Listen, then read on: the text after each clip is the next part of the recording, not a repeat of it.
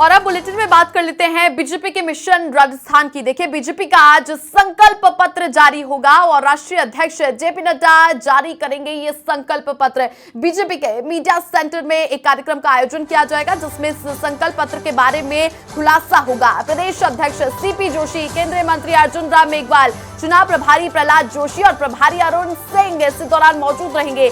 JP Nadda इसके अलावा आप देखिए महुआ और सिकराय में भी जनसभा को संबोधित करेंगे।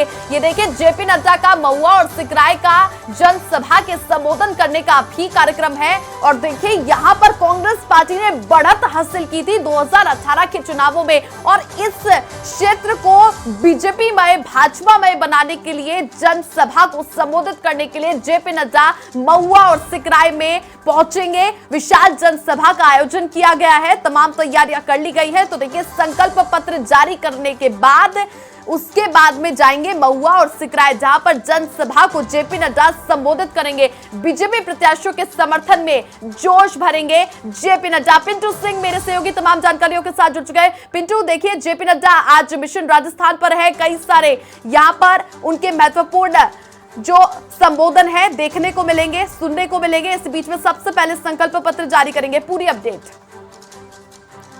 सबसे महत्वपूर्ण होता है विधानसभा चुनाव में पार्टियों का घोषणा पत्र, और बीजेपी आज अपना घोषणा पत्र जारी करेगी और राष्ट्रीय अध्यक्ष जेपी नड्डा इस संकल्प पत्र का विमोचन करेंगे। बीजेपी ने अपने घोषणा पत्र का नाम दिया है संकल्प पत्र।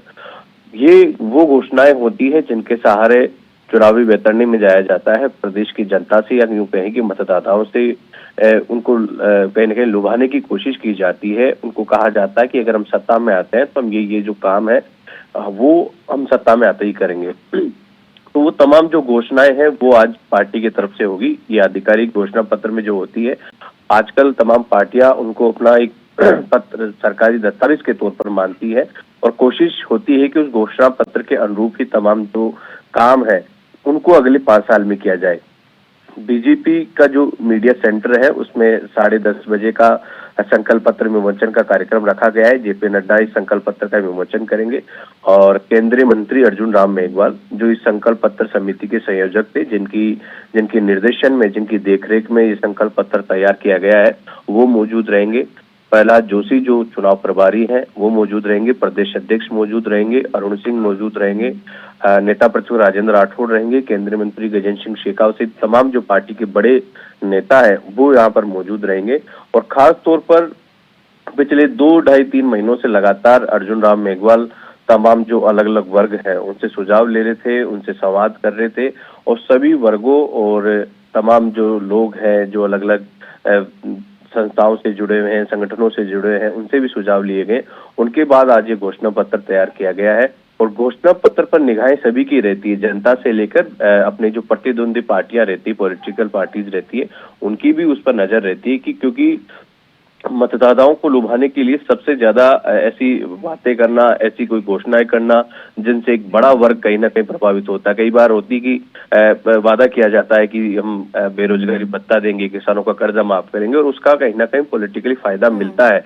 उसी को लेकर आज देखना होगा कि बीजेपी का घोषणा पत्र कैसा रहता है, क्योंकि जो कांग्रेस है सत्ताधारी पार्टी, वो घोषणा पत्र उनका भी जारी होगा, लेकिन उससे पहले ही वो लगातार इस प्रकार की गारंटियां दे रहे हैं कि हमारी सरकार बनने पर हम ये करेंगे, वो करेंगे, 2 रुपए किलो गोबर खरीदेंगे, सब चीजें ऐसी तमाम जो महिलाओं को चाहे वो मासिक पेंशन देने की बात हो, उन तमाम चीजों का जवाब बीजेपी आज किस प्रकार से देती है। कांग्रेस की जो ऑलरेडी पहले से ही यहाँ पर जो स्कीम्स चल रही है, चाहे वो महिलाओं को, चाहे वो पेंशन की बात हो, तमाम ऐसी चीजें हैं, उनका काउंटर बीजेपी इस घोषणा पत्र के माध्यम से कैसे करती है और घोषणा पत्र से कैसे जनता को साधने की क्या रणनीति है, आज वो इस घोषणा पत्र में नजर आएगी।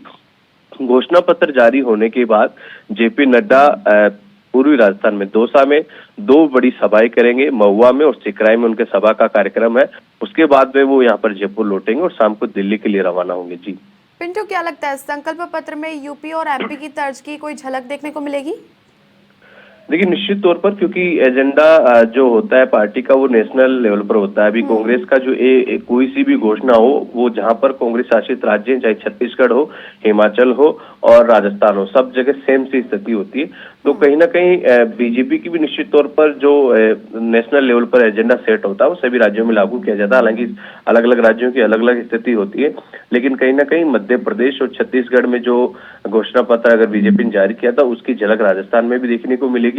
और साथ ही क्योंकि जिस प्रकार से लगातार प्रधानमंत्री नरेंद्र मोदी ने भी इस बात का जिक्र किया, क्योंकि राजस्थान में जो स्कीम्स कांग्रेस की चल रही है उनको आगे बढ़ाने की बात नरेंद्र मोदी ने कही, तो ऐसी कुछ घोषणाएं बीजेपी के संकल्प पत्र में देखने को मिल सकती है। आप सभी की निगाहें हैं कि आज बीजेपी के घोषणा पत्र में कितना दमखम रहता है और वो घोषणा पत्र मतदाताओं को कितना प्रभावित करता है और कितना उन घोषणाओं से प्रभावित होकर वोट बैंक में तब्दील होती है, ये वक्त बताएगा। लेकिन बीजेपी की कोशिश है कि ऐसा घोषणा पत्र हो जिसकी चर्चा हो, ज्यादा से ज्यादा लोग प्रभावित हो, ताकि पार्टी के पक्ष में माहौल बने। इसीलिए घोषणा पत्र बनाया जाता है कि उस घोषणा पत्र की चर्चा हो और पार्टी के प्रति मतदाता कहीं ना कहीं लामबंद हो या उससे आकर्षित हो, ये कोशिश रहती है।